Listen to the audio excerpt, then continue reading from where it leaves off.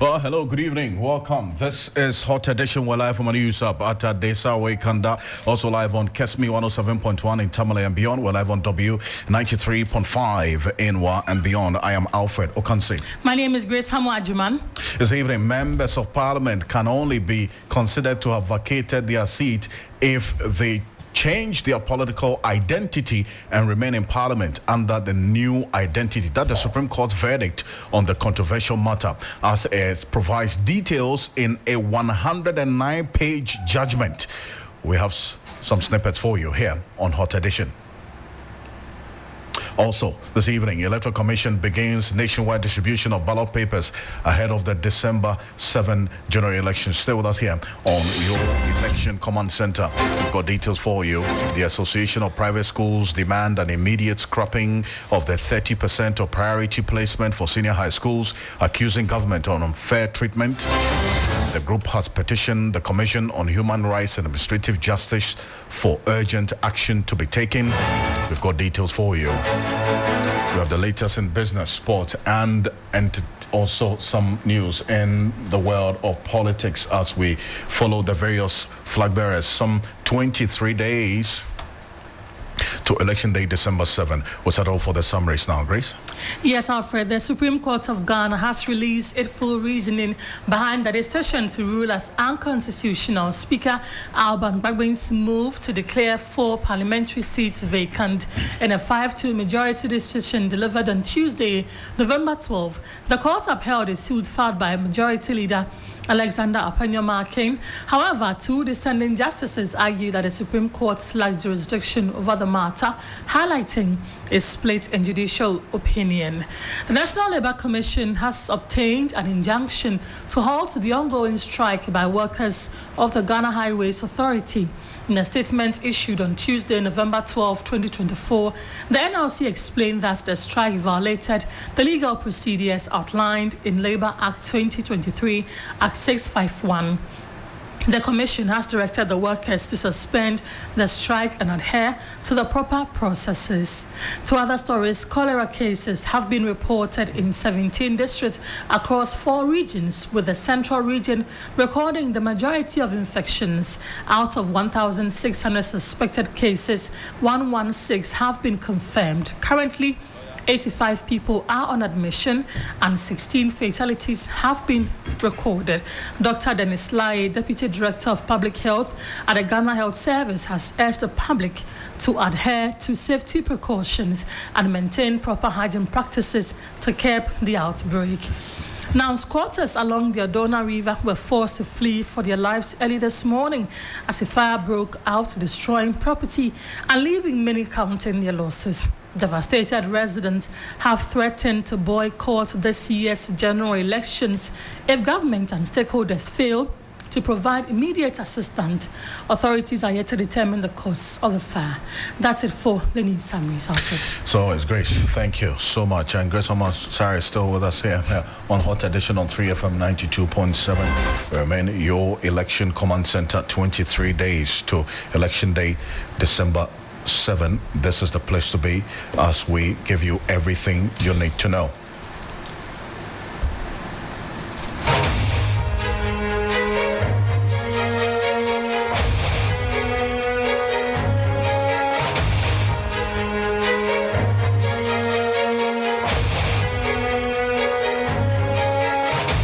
And this is one that a lot of people have been waiting for, to hear exactly what led to that decision by the Supreme Court some 48 hours ago. The Supreme Court has provided a detailed explanation for its decision to uphold the suit brought by Majority Leader Alexander Apanyo-Markin. According to the Apex Court, a member of parliament is deemed to have vacated their seat if they change their political affiliation and continue to serve in parliament under a new party identity. This ruling supports the suit filed by Majority Leader, clarifying that the relevant constitutional provisions apply only within the current term of Parliament.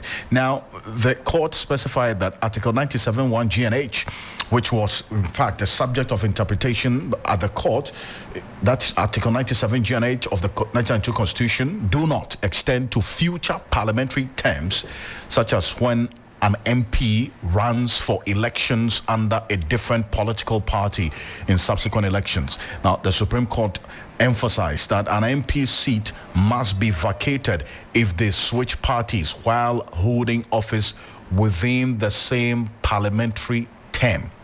And in other words, changing political affiliation during a parliamentary term while remaining in parliament will lead to the loss of their seat. The judgment also addressed the situation for independent MPs, making it clear that if an independent MP joins a political party while serving their current term, they must vacate their seat. Now, the ruling elaborated that the Constitution as a constitutional provision should be viewed in the context of the existing term of Parliament. And in fact, the Supreme Court also held that the members of Parliament can only be considered to have vacated their seats if they change their political identity. Let's have a quick conversation on this, because if you go on our Facebook page right now, we're putting some snippets of that particular detailed ruling as provided by the Supreme Court earlier today. One portion of it quotes, "The only plausible conclusion which must necessarily flow from a holistic and contextual reading of Article 97 1G and H is that an MP seat shall be vacated upon departure from the cohort of his elected party in Parliament to join another party in Parliament while seeking to remain in that Parliament as a member of the new party." Private legal practitioner Jutama is the Director of Legal for the NDC, is joining us on the telephone. Counsel, good evening. Thank you for joining us here on Hot Edition. Alfred, good evening. Good evening to your listeners and your online viewers. And I must apologize for my inability. I apologize sincerely. An apology accepted, and I do bear with you on that. Thank you so much. But this is the reasoning by the Supreme Court, as has been provided. They say that the only emphasis on only plausible conclusion, which must necessarily flow from, in their view, a holistic and contextual reading of Article 97 G and H, is that an MP seat shall be vacated upon departure from the cohort of his elected party in Parliament to join another party and not necessarily going independent. What's your take on this?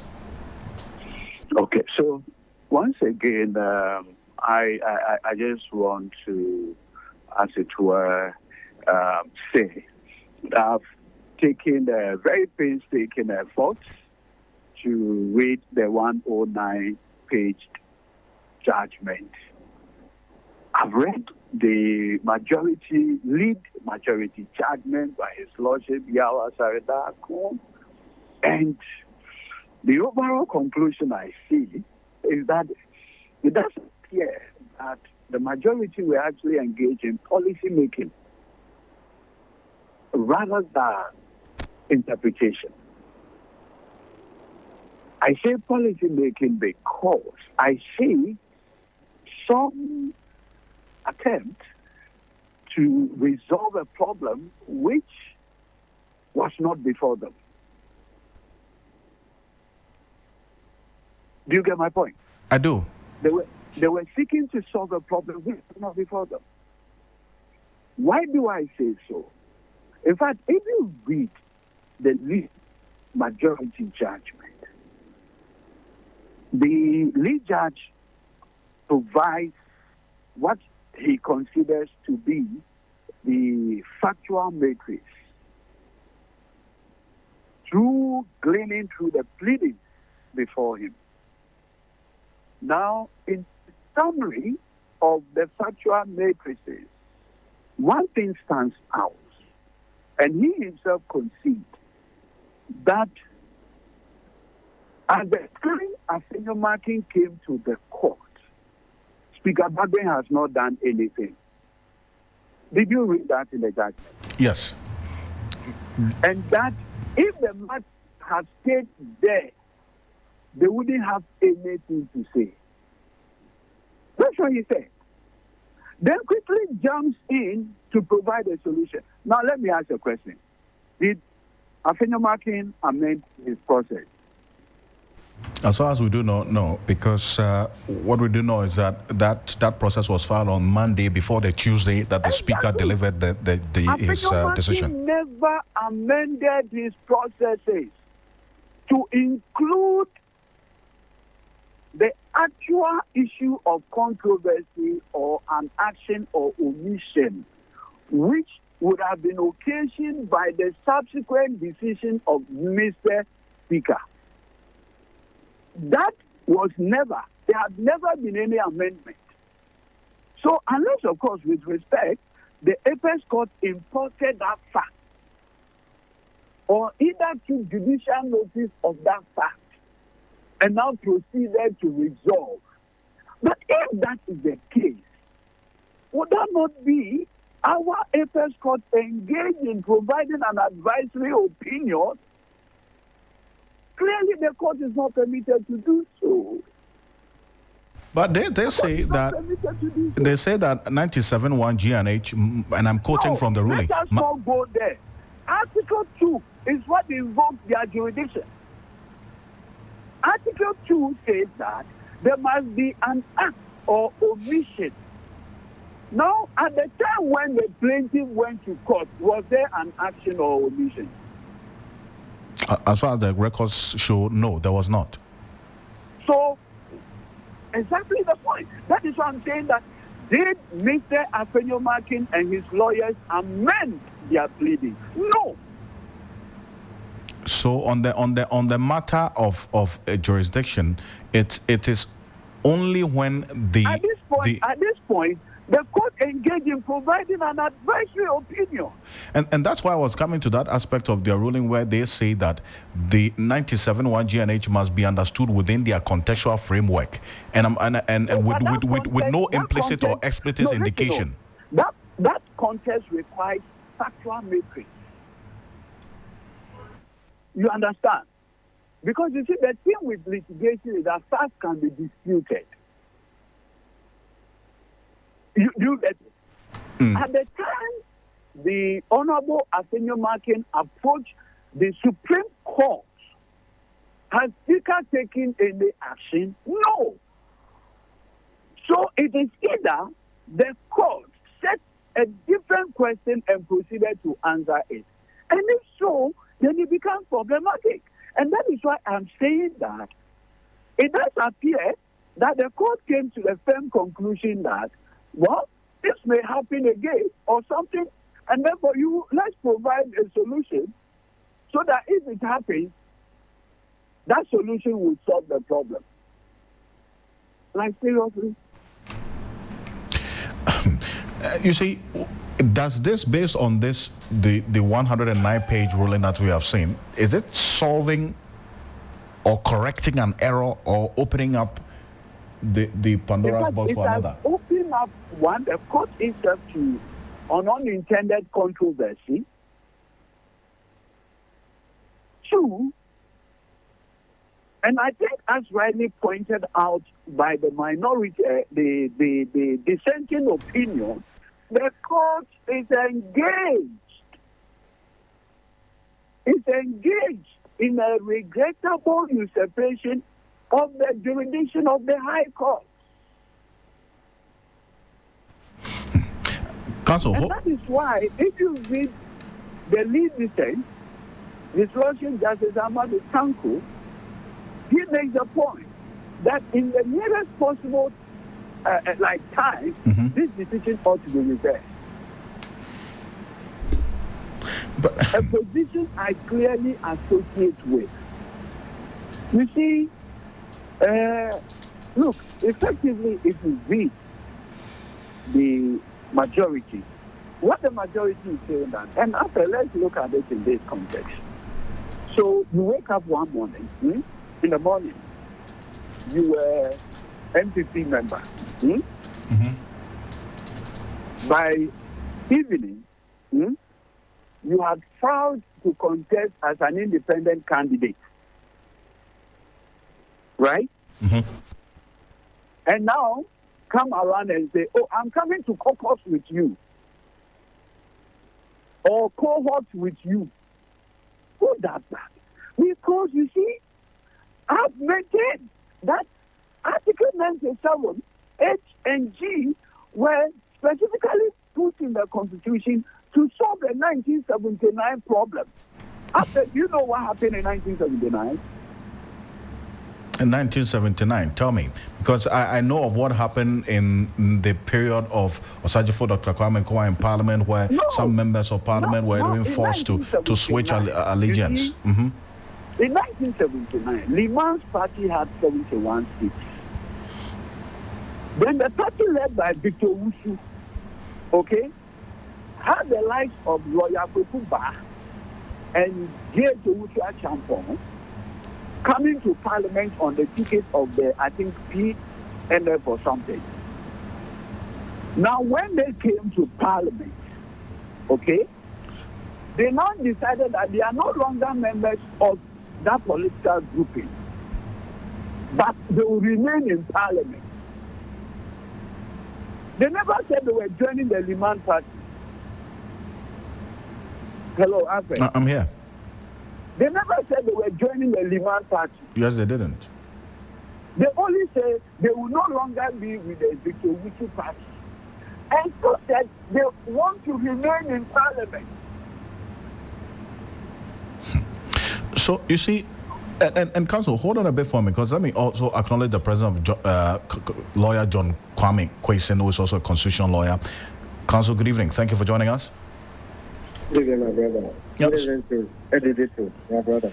So if Article 97 G&H cannot check cross-carpeting based on the today's detailed ruling, and that cross-carpeting can only be said to have happened if the individual MP is leaving one political party to join another and not leaving the political party to contest an independent candidate, then what else can, really? Which other law can check that situation in our constitution? Like one question. Okay, well, that's better. You see, first of all, I appreciate the viewpoint of colleagues. However, I have put on record that I think this is the best the Supreme Court can do for us as a country. How do you mean? The Supreme Court sought in doing is to take all varied views, take all commentaries, take all viewpoints from the media and so on and so forth. We strike a better deal for us today and then tomorrow. Even through their analysis and then the conclusion they arrive at. I think they've done a very wonderful job that the entire country should be happy about. You see, it is not every time that we have to see things in the perspective of NPP and NDC, and who will benefit and who will not benefit. I think the future is much more important than the immediate benefit that either NPP or NDC will get. But for you, what specific error or problem is this ruling solving? There were some ambiguities in the interpretation of at what point should an MP vacate their duty. Now, the Supreme Court is saying that if you're looking at the ordinary meaning, the ordinary circumstances, we cannot force somebody that once you're within the same 4-year term and you not doing anything to go against the political party that's empty. You see, in this particular instance, the independent candidate, the second deputy speaker, has never, allegated his status as an independent candidate in Parliament as we speak. They say that Ocansey has never met the NPP. You see, the same as the NDC MP. He has also not left the NDC as we speak. Some people want to do analysis, and if you are not careful, you might think that the situation that happened in the Formula is the same as what is happening. And no, in the Formula instance, this person had issues with his political party. And the political party said, yes, based on ABC, you are no longer our member. You get my point. Mm-hmm. Now, let's move forward. What we are trying to do is that if within the 4 years you are an MPP or NDC and you think you are no longer interested in dealing with MPP or NDC, okay, then within the context of it, unless and until how do you call it? You declare your stance that I'm no longer with MPP. Then in that case, they'll need for by election or something to be conducted. Because the moment you leave MPP, you need to be a member of a particular party. You get my point. And then you can also not cross the carpet. Now, let's look at the timing also. Okay, the timing also. This is where we are now. Just a month to the major election. Okay. These people, all they did was to file their nomination and then declare their intention for a future parliament. It has nothing to do with this particular career. No, but just also bring your notice to the fact that the notice of poll for this pending election has been published. It's not just an intention. It's gone beyond an intention now. The Electoral Commission has records of these persons either contesting independent or as it were deciding to. The intention are meant refers to the future parliament, not this particular one. It's just like when the occupation at the time, which is nomination. Meanwhile, the event has not taken effect, but it was in anticipation. By the time we get to the election, or by the time we get to fight, whatever document the person you are filing would have gone through. But the you see, intention for this particular election is for this year or this parliament. I see, but Council Question, I don't know if you also acknowledge the point that Lawyer Judith Tamaklo made earlier about even the integrity of the political representation process, because the concept of defection raises significant concerns about the integrity of political representation, because when voters elect a candidate, they do so based on not only on the individual's personal qualities, but also on the political party platform that they represent. So if there is a change in that status, then it impacts on the integrity of the representation itself, to the effect that if an MPP MP elected by the people in 2020 as an MPP MP, while still in this parliament, decides that there's going to be an election, I have defected, I want to be an independent candidate, but yet I will still come to conclave with you, and come still have meetings with you and be there with you, while there is a sponsored candidate of the same political party in the same constituency that this sitting MP is contesting as an independent candidate. That does not raise concerns for you? Not at all. That is what declaration of intention is very important, because not until you come out openly or publicly to say that I'm with party A, the law doesn't permit me, okay, to cross carpet. So I will still have to go by party A until the period of the 4 years is over. And that is fair to you, to your party, to the entire parliament, to the entire nation also. So not until the parliament, that particular parliament that brought you in, okay, time period is up to. There's no way you can do things by yourself. This is different. And in sharp contrast with the answer that I have been party A, they did something I was not happy about. Therefore, I'm switching to party B immediately.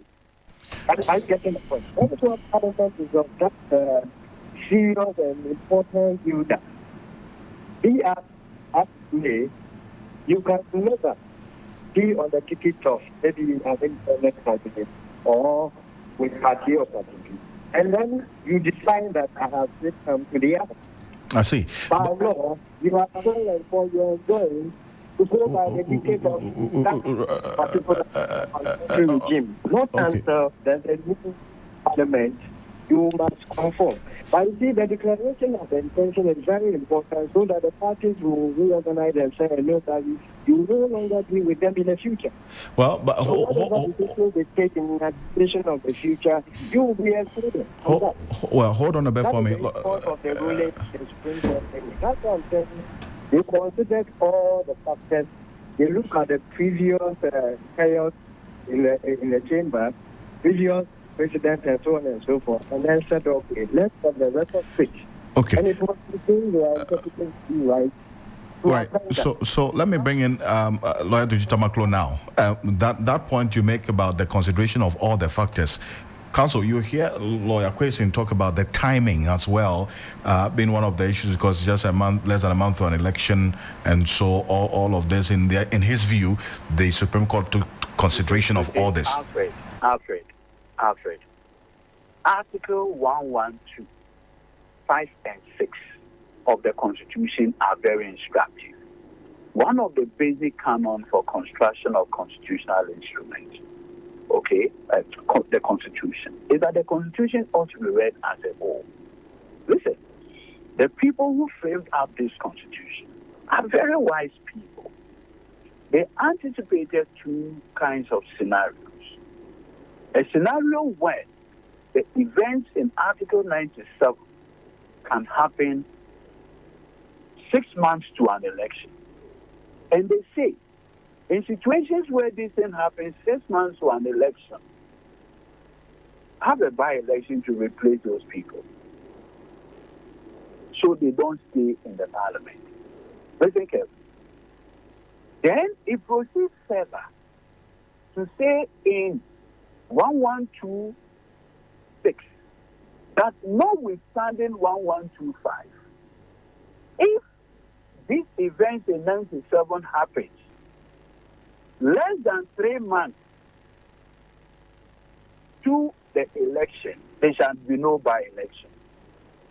So the premise of the Constitution looked at all scenarios. Now let me ask. The Article 9 of the MPP Constitution, is Cynthia Morrison still a member of the MPP? Based on the details of it, no. And I'll read it for you. It says, forfeiture of membership. A member of the party who stands as an independent candidate against the officially elected member of the party, or who joins or declares his or her support for another political party or for an independent candidate when the party has sponsored a candidate in a general by-election, automatically forfeits his or her membership of the party. So by the dictates and content of the MPP's constitution, they are not.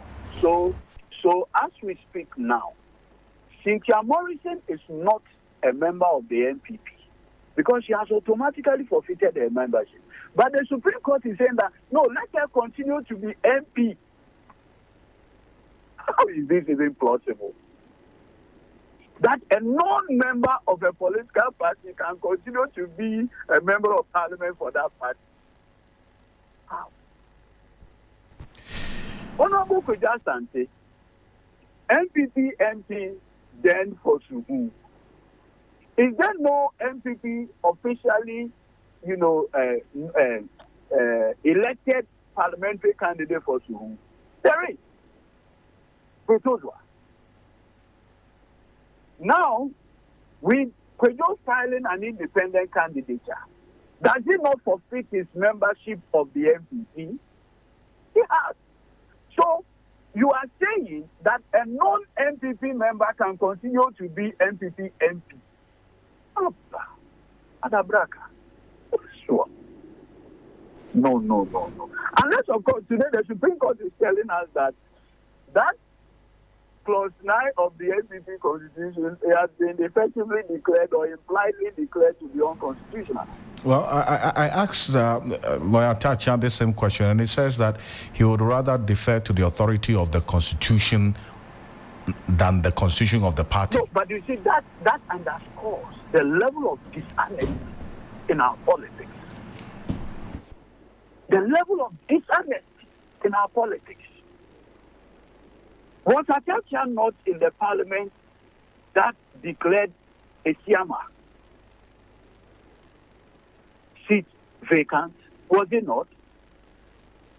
So you see, my brother Alfred, principle exactly are we governing this country with? Convenience. Convenience. Convenience. I would have wished maybe the Supreme Court would have adopted a conscious pilot approach. And that would have saved the court itself. With respect, these judgments of the court will not stand the test of time. We'll see how the coming days will look like on this. Appreciate you for your time. Thank you so much. Thank you. Lawyer Godwin Eduji Tamaklo is the Director of Legal Affairs for the NDC, private legal practitioner. Also to you, Lawyer John Kwame Quason is a private legal practitioner, a constitutional lawyer as well. The conversation has just begun on this matter. It's a lot more now, subsequent bulletins. Grace. Yes, Alfred. Still staying on election-related issues, the Electoral Commission has started dispatching ballot papers to the various regions ahead of the December 7 polls. The Electoral Management Body, in a statement, detailed the schedule for the distribution, with that of the Greater Accra region slated to commence today. So, Alfred, here is quickly a brief of how the distribution is going to happen according to the EC's schedule. So on Thursday, today, November 14, 2024, the Greater Accra region is expected to receive their electoral materials by 12 noon. Also, tomorrow, 15th November, Central, Western, Savannah, and Upper West regions are expected to receive these materials. And then on Saturday, November 16, the Ashanti region, Ahafo, Western North regions are also expected to receive theirs also by 12 noon. And then on Sunday, November 17th, 2024, the Eastern region, the Upper East region, and Northeast regions are also expected to receive this. And then it continues to next week. So on Monday, 18th November 2024, Northern, Bono, East regions will also receive theirs. And then on Tuesday, 19th November 2024, the Volta and OT regions will also receive theirs. So between now and the next 6 days, all the 16 regions of this country are expected to receive their electoral materials, which is expected to also make sure that on the day of election, there are no issues of we haven't received electoral materials, and there's this issue of voting is expected to start at 7, but our materials are not in, and so we want an extension of time, and all the other issues that this can come with. So let's stay on the phone and talk to Madi Jibril, who is the NDC Deputy Director of IT and Elections. Mr. Jibril, thank you for joining us this evening. The EC has begun distribution of electoral materials. We know the NDC already has a rep at the Accra Regional Police Headquarters monitoring the process. What have you gathered so far? That's a good event to your listeners. So far, the distribution has begun. Greater Accra Parliamentary has moved. Tomorrow, we'll continue with 4 regions and then continue across the country. Although we are doing the distribution for tomorrow, but some regions are only to receive parliamentary ballot papers. For instance, Greater Accra is only receiving parliamentary ballot papers until they finish with their presidential in Greater Accra, so they will send. Other regions too will send, like Savannah tomorrow. They will send in Savannah, which are parliamentary and presidential. So as a party, we are monitoring the process across the country, because even during the printing, our agents were at the printing houses.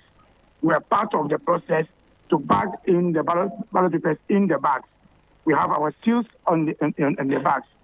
Again, during this distribution, our agents, officers will also escort the materials to the regional police command. So in this process, we are involved in all the process of the Electoral Commission, the issue of the ballot papers. Mr. Jibril, so we also know that each of the bags come with 3 seals: the EC strip or the seal, a seal from the NPP, and then a seal also from the NDC as part of security measures. Are you okay with this arrangement when it comes to security and protection of these ballot papers, even as they are being sent out? No, we are okay with it because it's even beyond the 3 political parties. And you know, DCPP also has their seals on each of the bags. Other independent candidates also who represent their agents have their seals. of these issues, I would say that for security on the ballot papers, we are satisfied, we are okay with it. And that is why we are also continue from that. When the materials are going, we have our officers to escort the materials to the regions. Some people say that we have some 23 days to the election, and it is a bit quite too early for the EC to be sending out these materials. Is this what happens usually, or this time it is going rather too early for you? It depends on how you are looking at it. You know, when the materials goes to the region, we are talking about Greater Accra, have now received parliamentary. Probably by Sunday, they will receive presidential. It will have to move from the region to the constituency. Now, because don't forget that we have the presidential special voting on the 2nd December. Ballot papers must be in the district. And then now, distribute them into the ballot boxes for the centers that we are going to conduct the election. Again, before election, we have to also distribute ballot materials in the boxes. And that process is very tedious. I will prefer, if we are going to even propose to the Electoral Commission, that process even should start early than what usually we normally do 24 hours before elections, that we go in to do that. This time around, even if it's 3 days, then we can take our time to distribute the materials in the ballot boxes and be able to transport them to get to the polling station in time. We have areas that from constituency to their polling station is very far to go. They are hard to reach areas. So as early that the materials has gone, it's for us to protect it and then continue to monitor them at the polling station and the police armory. It's good to go there, if you go early than we delay for us to have a problem. Mr. Jibril, so generally, what will be the NDC's description of the process so far? What are you looking forward to going forward when it comes to successful transportation of these materials, when it comes to security and all that is involved with the process? These are things that we normally do. Each region has its own class that will go. These are not difficult ones. The difficult ones are the ones that will move from the constituencies to the polling station. You go to some areas, the district officers have only two pickups to distribute over about 200 boxes in the night before election. That is where I think that the Electoral Commission should look at it and increase some of the support to the district officers, where you go to the district, like say, Bonnie Bamboy, only 2 pickups around. And by the time they do the distribution, it's almost about 10 a.m. in the election day. And these are the areas that I think that we should look at. And when it comes to security, it's also part of security when materials get to the center early. It reduces agitation at the polling station. And when agitation are reduced in the polling station, it also adds to the peaceful elections that we want. All right, Mr. Jibril, thank you for speaking to us.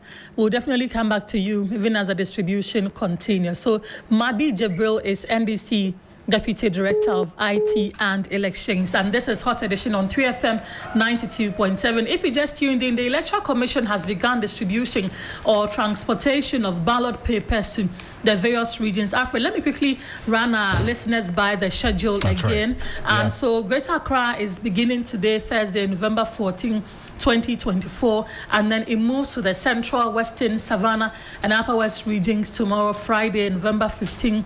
On Saturday, the Ashanti, Ahafo, and Western North regions will also receive their electoral materials, and then on Sunday, 17th November 2024, Eastern, Upper East, and Northeast regions will receive their ballot papers, and then on Monday, 18th November 2024, Northern, Bono East will also receive theirs, and then on Tuesday, which is the final day, the Volta and Oti region. So the EC is using 6 days to do the distribution of the ballot papers to all of the 16 regions in the country as part of preparations for the crucial upcoming December 7 elections, Alfred. Perfect, Grace. Thank you for that. And you can find the full complement of it on 3news.com. But away from this, quickly, over 15 wooden structures meant for warehouses, stores, and residences were destroyed by fire in the early hours of today at Odona, here at Circle, according to Alex Kinate, a public relations team member of the Ghana National Fire Service. Although firefighters arrived at the scene promptly, they struggled to combat the blaze due to restricted access to the site. Now, Kinate is saying that despite these challenges, the firefighters were able to salvage over 200 wooden structures and adjoining warehouses in the vicinity. They see the Amamanga, my confused, my junior, I mean, as I'm going to start if it's 0 and as I'm here. The devastation, sorrow, and confusion written on the faces of residents along the Odona River was telling. Daniel, a trader, said he was woken up by the blazing fire. He and his friends had a tough time salvaging what was left. The cause of the fire, he said, is believed to be an electric fault, although it was not confirmed. Well, how it started with the electric fault. One room. Before we were able to realize the fire is too strong for us to quench it up. We tried to call fire service before they would land. 30 minutes before they came. And we were able to quench the fire, but by then everything has gone off. The blaze, which erupted in the early hours of Thursday, has left many homeless and devastated. Our plasmas, our fridges, our drinks, our dresses, everything from 100 to 0. That's where we are in now. As the things happen now, we have 70 million loss. So we're begging Ghana president to do what, to help us.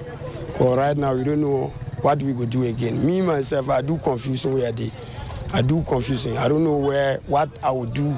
With the December polls few days away, affected persons have threatened to boycott the elections. We need the government to have you off on us so that you give us something to compensate us. Right now, we don't know where we are going. If the government doesn't compensate us, maybe we are going to turn to a different thing.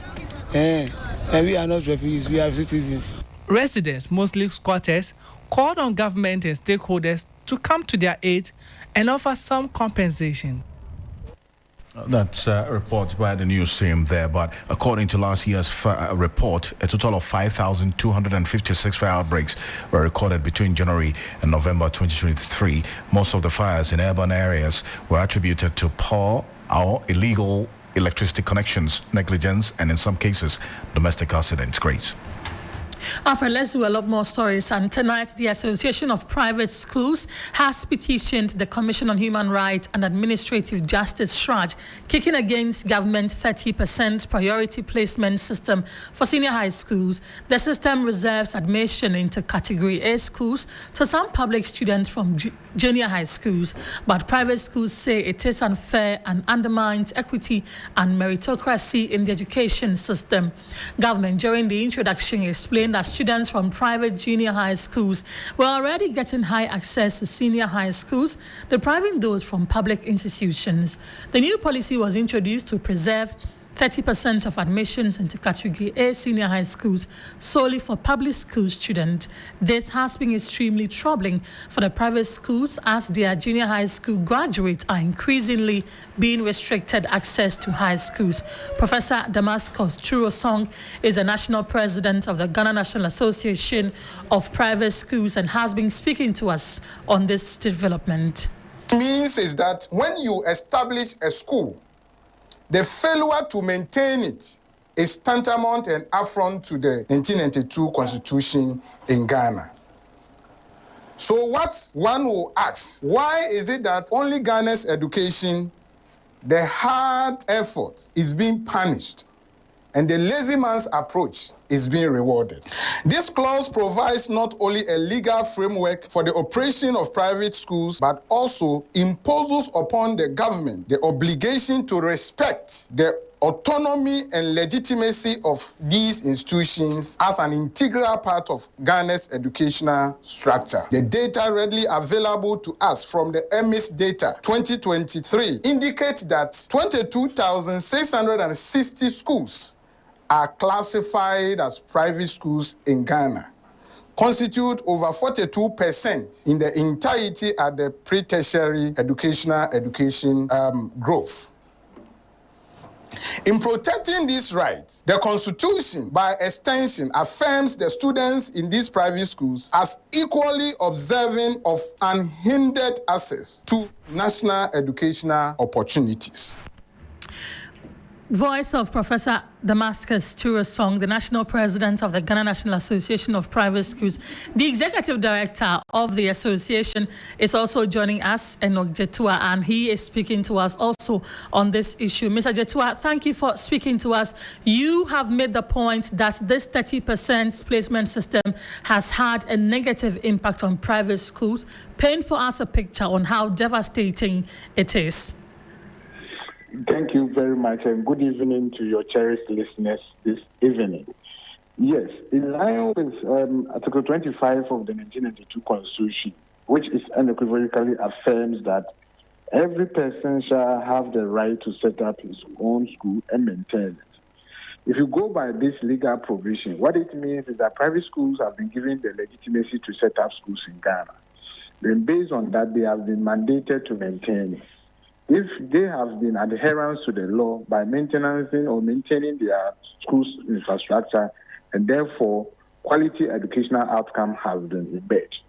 Government on the bent on the fact that they have not been able to provide educational infrastructure for the public schools learners, and therefore it is necessary for government to introduce the 30% allocation. The grave aspect or the crass aspect of this issue is that students, when they get to Form 2, are being removed from the private schools. And for that matter, we are not being able to maintain our teachers. We are not being able to, keep the workforce that we have. The other aspect of it is that the integrity of educational outcome is also in question. Because when their children are able to pass their BECE exams, they are denying the Category A schools on the basis that they were exposed to academic infrastructures that actually boosted that kind of learning, which is something that we don't understand, because it is incumbent on government to provide educational resources and materials to boost educational outcome. So the failure of government not being able to meet its constitutional mandate should not be a primitive measure to punish the private schools. And as we speak now, majority of the private schools, JHS, is facing the same issues that were faced during the introduction of the free senior high school. And that is why the council has, together with the association, has come together to petition strides against this kind of unconstitutional policy that has been introduced. So your petition to SRAJ, what exactly are you looking forward to? What has been the conversation between you and SRAJ since you sent the petition to them? So we have actually enumerated the legal grounds on that, and I don't think it's time for us to look into that. But our release that we are seeking from the SRAJ is that, first of all, to investigate the 30% issue and come out with a logical conclusion on it, whether or not it's an affront to the discriminatory aspect of the 1992 Constitution. Then, secondly, to instruct the Ministry of Education to actually subject the admission system into meritorious system, where based on your performance, you get your system or your award being placed. And therefore, the last one is to also ensure that there's a broader stakeholder consultation together with the ministry to ensure that fairness and equitable educational resource delivery or distribution is seen in our pre-tertiary education system. So these are the three key things that we are seeking from the jurisdiction of SRAJ to ensure that the challenges of private education is brought to the end. All right. Mr. Jetua, thank you for speaking to us. We'll be looking forward to the investigations and findings that SRAJ will bring out. Enoch Jetua is the Executive Director of the Ghana National Council of Private Schools. It's live here on Hot Edition on 3FM 92.7. We're also live on Kesmi 107.1 in Tamale and beyond, and on W 93.5 in Y and beyond. We're back shortly after this quick break. And Juliana Minwafo is standing by with the latest in the world of business, the sports news as well. Stay with us.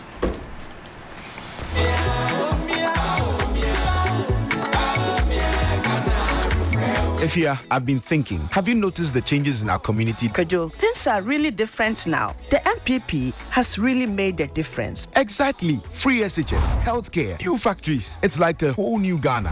And don't forget, electricity is so much reliable now. I remember when we used to go days without light. True. The NPP has done a lot to improve the basics. Ajua is a beneficiary of free SHS. And now, she is in university. And that's the kind of leadership we need. Someone who is focused on making things better for everyone. But Efia, still there are a lot more to be done for the development of Ghana. Absolutely, Kojo. The MPP has shown that real progress is possible. On December 7th, let's vote to keep this positive impact going. Vote number 1 on the ballot. Vote NPP for a better and prosperous Ghana.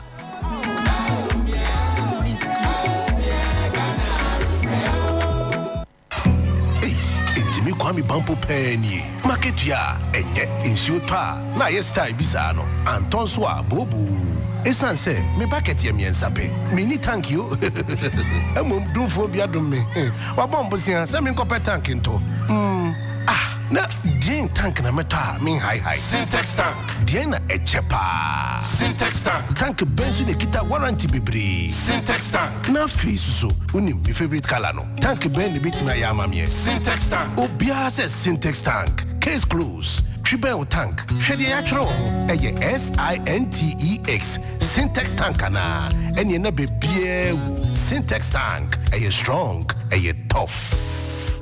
The luckiest star 712 hash. Luck is everywhere for everyone, yeah. Here's to the friends who dialed star 712 hash and found no regrets. To the investors who struck gold. To the health workers who diagnosed luck with precision. To the tough guy who couldn't hold back his tears. To the passionate fan who couldn't contain his joy. To the seamstress who turned her hard-earned stitches into a bundle of happiness. And now, here's to you. Your next big win is right here. Luck is everywhere for everyone, yeah. The luckiest. Dial star 712 hash. Now join in the luckiest winning celebration. Every 1st July 2024. Over dial star 712 hash. Now I can to take it through as a group, individual, and now even as a community. Now we need to prizes are cashier in the community draw or go for the grand draw on the 30th of November 2024. Unlock your luck with star 712 hash. Now join in the winning streak now. The luckiest star 712 hash. Luck is everywhere for everyone, yeah. The luckiest. Dr. Bawumia once said, but if the fundamentals are weak, the exchange rate will expose you. Dr. Bawumia, you know, when your fundamentals are weak, your exchange rate will expose you. That time now, $1 to 4 cedis. And today, 11.5. The rate of depreciation. What are we going to say? $1. India, a Turkish near Medinica, ewo doors are the bremi. And black me money deposit. Not dollar, no. 6 cedis to $1. In August 2022, over $100,000. I have the evidence. Between 1,550,000 Ghana cedis, meaning the dollar was 15 cedis, 50 pesos. Where were the strategies? The dollar, which was selling at 4.2 Ghana cedis in 2016, is today selling at about 17 Ghana cedis. Prices keep rising. Businesses are collapsing. Yet the so-called economic messiah is dead silent and totally clueless about how to fix it. Vote John Dramani Mahama for president. Trustworthy, honest, and reliable. Vote for change. Choose the umbrella. Vote John Dramani Mahama and the NDC.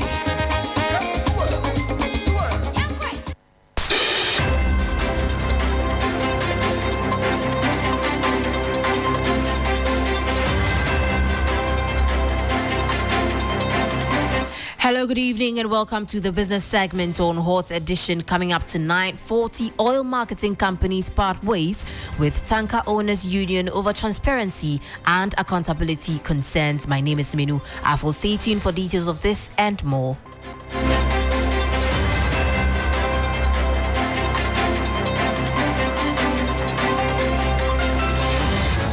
Well, now let's begin with 40 oil marketing companies owning tankers that have terminated their relationship with the Tanker Owners Union, citing concerns over lack of accountability and transparency in the union's leadership. The 40 OMCs are exploring alternative partnerships to ensure efficient fuel transportation, prioritizing transparency and accountability. Benjamin Insia is Executive Director of the Center for Environmental Management and Sustainable Energy, and he's been talking to 3 Business on the matter.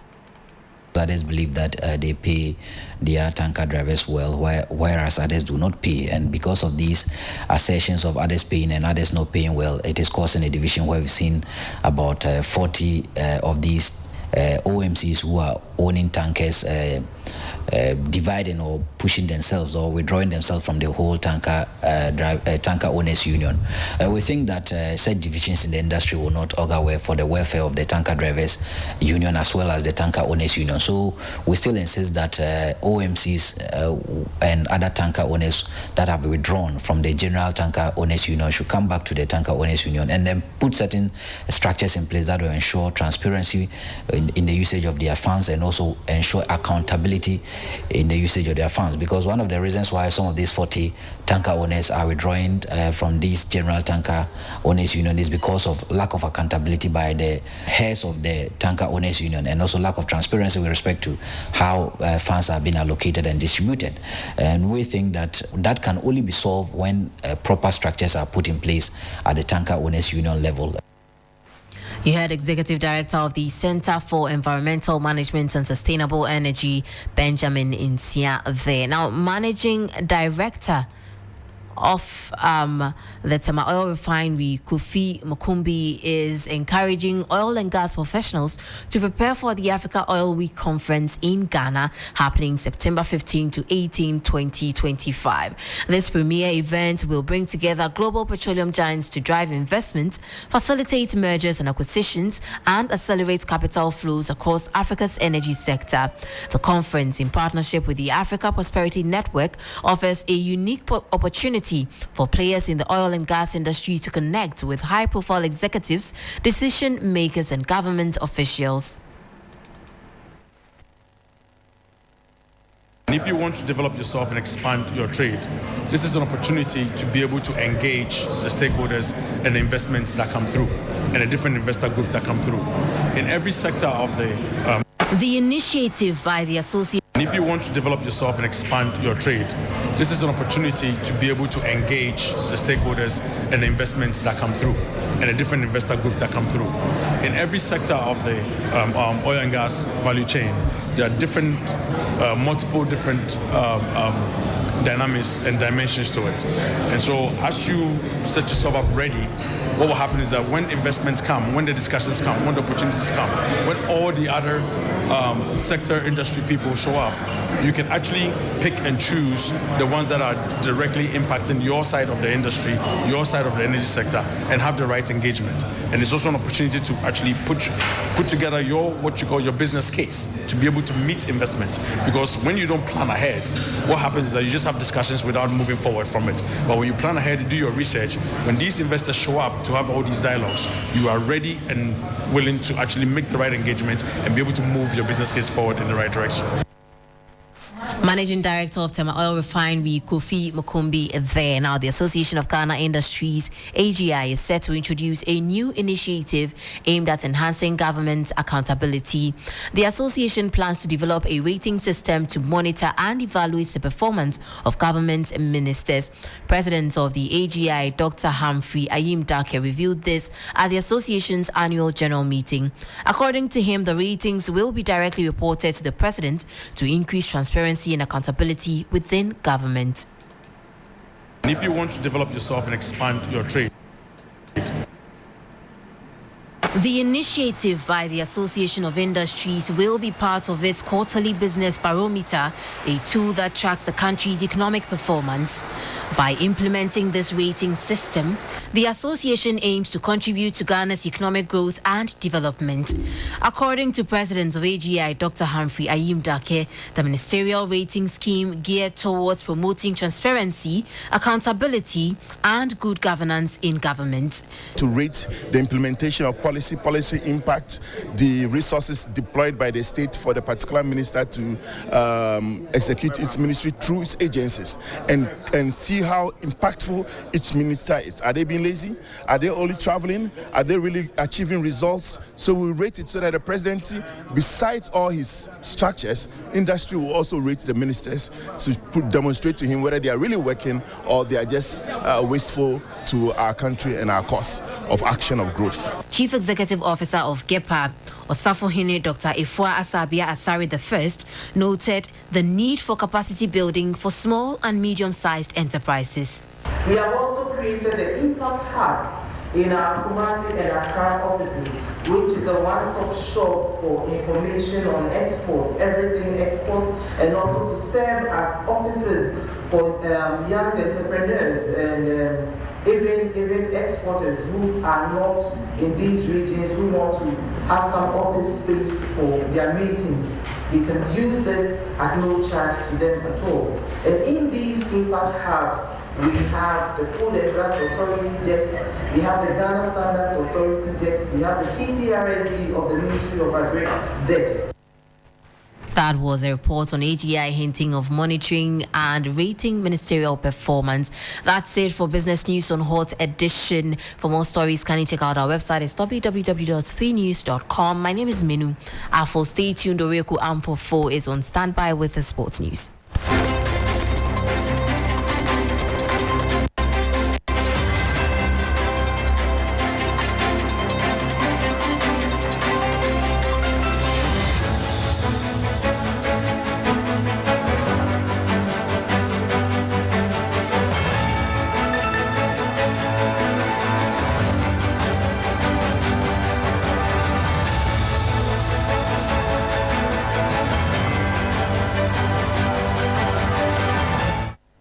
Meanwhile, just gone by with the latest in the world of business. Time now for us to do sports. Oreku is joining me in studio. Oreku, we know that Sudan and Niger just had the whooping 4-0 match. Yes. I'm still surprised at the scoreline because I wasn't really expecting it. Yeah. What does this mean for Ghana? I am scared for Ghana already, Oreku. Well, I think in the immediate is the best possible news for the Black Stars. Really? The only good part from this is that Sudan didn't pick up any points. Remember that all Sudan need to qualify ahead of Ghana is just 1 point because they do have a better head-to-head than Ghana. And so if you're looking at the table, currently Sudan are 5 points above Ghana. And so once they extend that to 6, it's over because even if Ghana wins the 2 games, then they are tied on the number of points, and then the next tiebreaker is head-to-head, which Sudan did better because they beat Ghana by 2-0 and then drew 0-0. So in the immediate, at least for about 24 hours, Ghanaians can hold their breath. It's not over just yet. If Sudan are drawn, then Ghana won't qualify for the AFCON. I think this is a better scenario. It's better in the sense that at least we would have purpose for one game. It would have been very disappointing and demoralizing to train so hard, work on your tactics, travel all the way to Luanda for about 6 hours. You saw how tired they looked on the flight. And then even before you kick a ball, they tell you you've been knocked out. Don't even waste your time. So at least there's been a bit of a saving grace. And I'm not even looking too far ahead with the 2 games. I'm just looking at the next game. Okay. These players, look, they've sort of had about 4 lifelines in this qualifiers. Against Angola, considered a late goal. Against Niger, considered a late goal. Failed to capitalize on any of their last chances against Sudan. And then in that second half, everything collapsed against Sudan as well away. And so they've had a lot of lifelines. This, I think, is the final opportunity. Even if you're not going to qualify for the AFCON, be the reason why you kept the faith. Do not lose it because you lost the game. Let it be that Sudan did better. I think that's the next step for the team at the moment. You need to give Ghanaians some hope. That's the only way I think Otto can keep his job. Ghana needs to ensure that they end this qualifiers on the strongest possible note, and then hope that Sudan do the favor. It will be very disappointing if after this surprising result by Niger, Ghana goes in tomorrow and fails to win. It's only a win that will keep Ghana alive at least till next week. Now, the interesting thing is that a lot of Ghanaians are saying, Sudan might have sold the match, but no. It's a case of Niger themselves. Can there be a possibility of that? No, Niger need to qualify for the AFCON. Yeah. Niger are still in it. And what this win actually does for them now is that they are well within their right of actually qualifying for the AFCON itself. Because Niger having qualified for the AFCON since 2013. And if you're looking at the table just now, the win takes them to 4 points. Now they are within 3 points of Sudan. Okay. And guess what? They have a better head-to-head than Sudan because they won 4-0. Sudan beat them 1-0, but they beat them 4-0. So now their head-to-head is better. So they have to now hope that Sudan will lose again, and then Niger themselves will beat Ghana and qualify. So it's not as if Niger are out and just doing favors. They actually are coming to Ghana next week to also want to beat Ghana and qualify. So today you might be supporting them, but next week they are coming for you. And so Niger also want to be at the AFCON. They haven't been there since 2013, remember? So this is make or break for them. Yes, for a number of teams in this group. Now lastly, the interesting part for this whole Group F dilemma is that Angola are through. No matter what happens, they are through. 12 points, they will top the group. So they are the only team that have nothing to play for. So up next is against Ghana. Angola can decide that we want to play our Team B and lose the match and decide to play Team A against Sudan and win. Nothing is going to affect them. So only Angola can actually decide who joins them at the moment. They have that liberty because they've qualified, they'll top the group regardless. So now Ghana has to hope that Angola would let them beat them or don't present a strong team or don't take the game too seriously. But even if they don't, when they face Sudan a couple of days away from, when they meet Ghana, now the question is, do they approach it the same way? And how serious would they take that game against Sudan? Because remember, Sudan would have to lose against Angola. So it's a very, very difficult situation. It looks like that group is very, very, very busy. It will be very messy in the end. What are the chances in there for Ghana? Because we're all looking forward to them qualify. I think 3 days ago, we had some of the top players have already pulled out and all. And already we're having a headache with that. And Sudan is beating Niger and people are scoring and all. How does it look for Ghana in that group?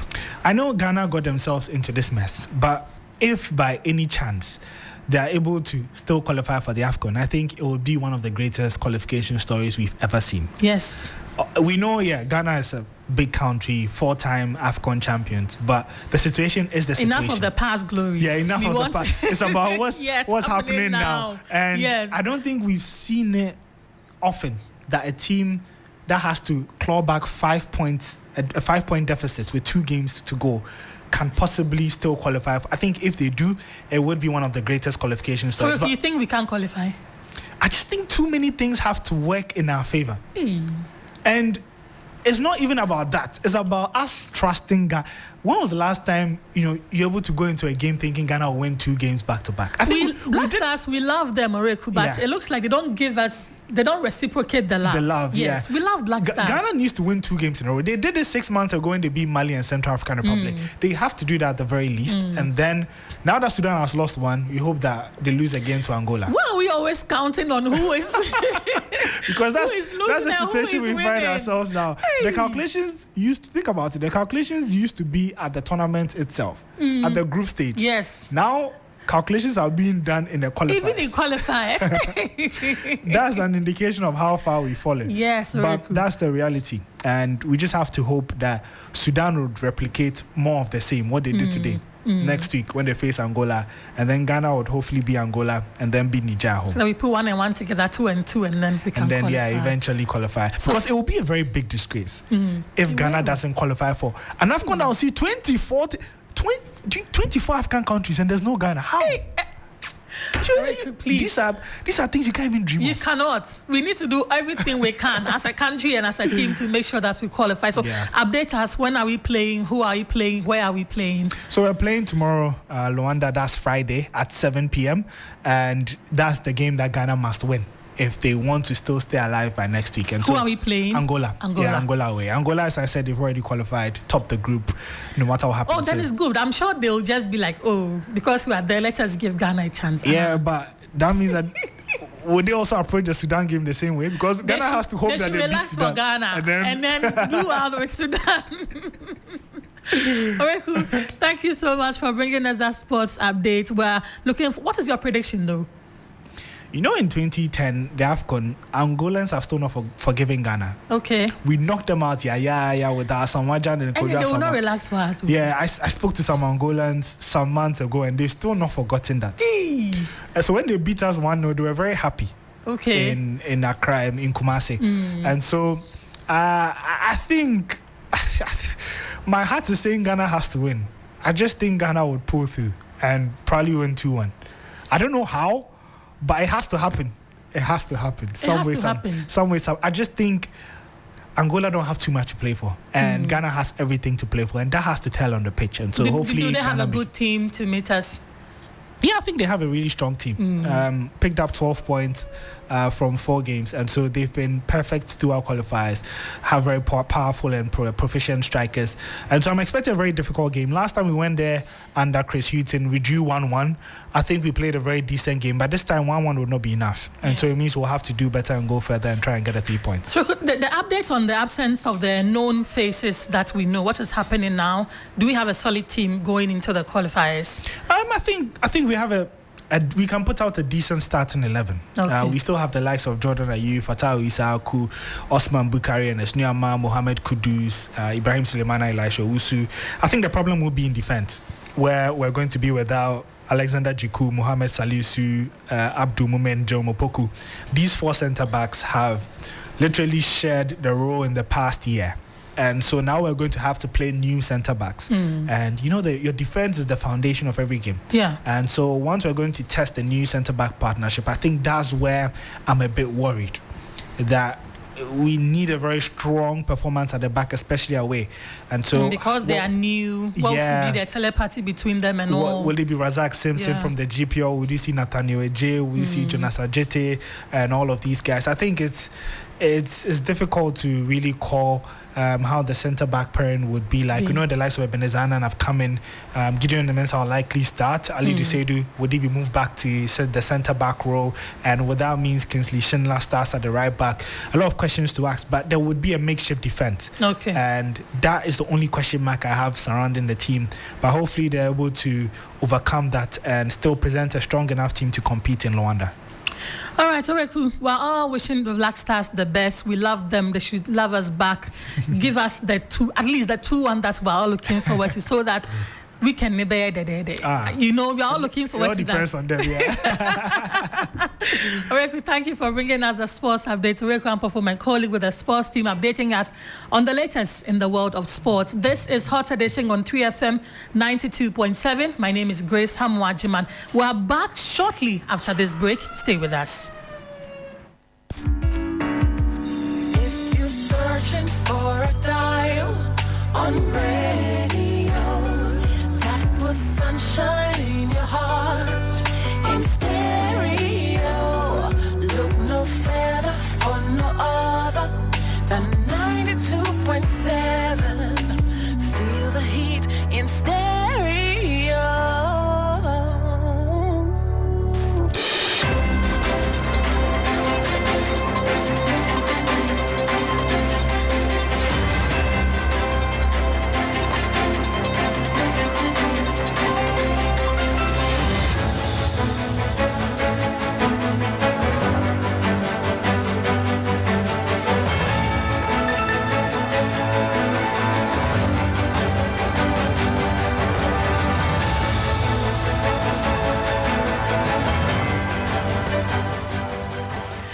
Welcome back here on Hot Edition on 3FM 92.7. Let me take you up north because since the arrival of the drip equipment in September this year, several roads linking communities in the East Gonja municipality have been opened up to facilitate better access to essential services, markets and economic opportunities. How to reach communities such as Bunkpa, Bau, Lamsa, Akrape, Katanga, among others, have since been opened up to. For residents of Bunkpa and its adjoining communities, the tireless efforts by the NPP parliamentary candidates for Salaga South constituency, Adam Salifu Brahima, in the provision of fuel will influence the outcome of the elections. Let's touch base with my colleague Christopher Makun, who was in Bunkpa community to engage with residents. Christopher, if you can hear me, thank you for joining us. How is the drip equipment assisting to improve road network in the area? Yes, so great. You will recall that when the drip equipment were launched in Accra in July, the president indicated that they were supposed to be used to improve road network in districts since access to road network has become a major challenge. And so since the arrival of these equipment in the Salaga South constituency, the MPP parliamentary candidate has taken it upon himself to provide fuel for these equipment to be able to move to the hinterlands to, as it were, open up the roads for the business activities, including access to health and education. And so major community roads have been worked on. Apart from the roads that are already on contract, the drip equipment are also opening up some roads to complement the other existing contracts that are ongoing. Some of the residents actually have been sharing their thoughts on the drip equipment and how it will influence the elections going forward to December 7th. Let's take a listen to what they've been saying.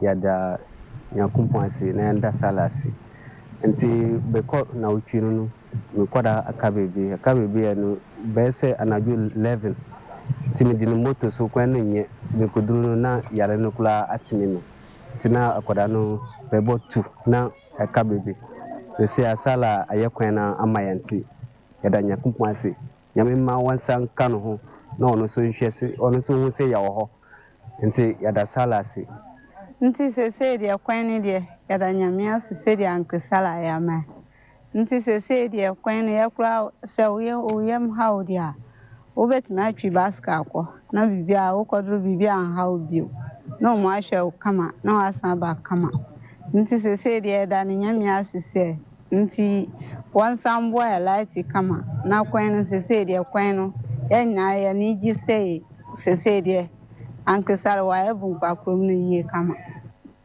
So, Christopher, apart from the joy that the people in Bunkpa are expressing, we know that the main Tamale-Salaga Road, Salaga-Bimbila and Salaga-Pandai roads have been moving at a slow pace. What is the state of these major roads now? Yes, so if you look at the main Salaga Tamale Road, as we speak, the contractor has returned to site and it's working on the road. He has even put some bitumen on some portions of the road. You look at the Salaga Pandai Road, unfortunately, the contractor since 2020, when he left site, is yet to return to site for work to commence again. Now, the Salaga Bimbila Road, contractors have also returned to site, but work is moving at a slow pace, and for residents this is a matter of concern to them because since 2017 most of these roads have been on contract, but they are yet to see the light of day. And Christopher, I remember that the arrival of these equipment led to some chaos with some residents even severely injured. How is this earlier confusion affecting the implementation of the program? Do you think it will have any bearing on the parliamentary elections? Yeah, so great. You know that when the equipment arrived, there was this controversy surrounding the equipment. The MPP claiming that the equipment came during their regime, and so they own the equipment. Now, the NDC also saying that, look, it's from the common fund, and so it's for development. So we also have a say in the usage of the equipment. So there was that confusion, and as it stands now, like I said earlier, the MPP parliamentary candidate has taken it upon himself to fuel or provide fuel for the equipment to run. But if you go to communities, when the drip equipment arrive in communities, the NDC will also go and tell the people that they are facilitating the coming of the equipment to their community. And so it's the confusion continues, but we don't see it much. And so going into the elections, the people are saying that, look, whoever comes to work on our roads, we are going to give our mandate to the person. And so it will definitely play in the December 7th election. All right, Christopher, thank you for bringing us that update. Christopher Marco, my colleague in the Savannah region, updating us on how the implementation of the DRIP project is going. Let us also know how it is going in your district or community. Have you seen any improvement in the nature of the road since the arrival of these equipment? Let's move away from DRIP and talk education, because the Teachers and Education Workers Union, TEU, says it is disappointed in government for failing to conclude and implement their conditions of service. The union has hinted of a nationwide industrial action from Monday, November 18, if government continues to renege and delay the process. General Secretary of TEU, King James Azotiba, was addressing a news conference in Accra. We, the Teachers and Educational Workers Union of the Ghana TUC, wishes to express our utmost concern and disappointment regarding the prolonged delay in concluding, signing, and implementing the condition of service for our members in the Ghana Education Service, and the Ghana Library Authority, the Ghana Museums and Monuments Board, as well as the public technical universities and the public universities, despite years of review negotiations. It is worrying that the issue regarding the various conditions of service for our members have been dragging for years now. The expectation of TEU members was that these documents should have been implemented by now. Unfortunately, for the past 4 years, it has rather been back and forth with the various government agencies with our negotiations. With the new academic year underway, especially the admissions processes for first-year students entering the various institutions, our members cannot continue to work under uncertain conditions of service. It must be reiterated that the patience of members in the aforementioned institutions is running out. General Secretary of TEU, Azotiba there. Let us move from that, and still with issues of labour. The National Labour Commission has secured an injunction against the ongoing strike by workers of the Ghana Highways Authority. The NLC, in an earlier statement on Tuesday, November 12, emphasised that the strike action did not follow the required legal procedures as stipulated under the Labour Act 2023, Act 651, and therefore directed the workers to suspend the strike and follow due process. Excerpts of a court order copied to 3FM read, it is hereby ordered that the residents, whether the respondent, whether by the executives, officers, members, agents, servants, employees, and other persons are restrained from further continuation of the industrial strike action commenced on November 12, 2024. It is also further ordered that the respondent are to comply with the directives of the National Labour Commission dated 6th November 2024 and call off their industrial strike. Meanwhile, earlier the union chairman, Nobo Yasruku, explained the reasons behind the workers demanding the removal of the chairman of the Ghana Highways Authority Board and the executive officer of the National Road Safety Authority. Let's listen to him. We have issue with the whole act. You see, Ghana Highways Authority is already an established authority, and now you are reducing the authority to a division under another authority.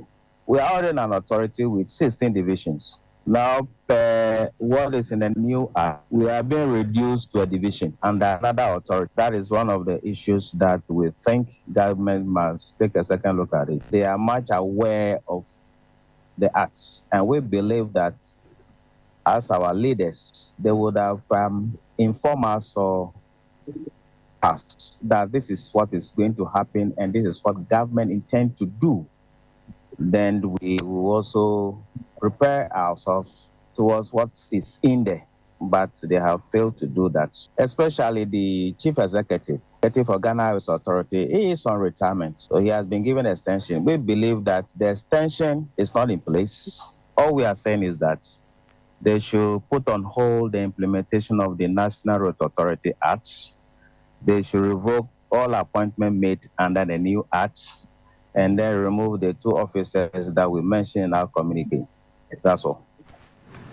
Chairman of the Ghana Highways Authority Union, Noble Yasroku there.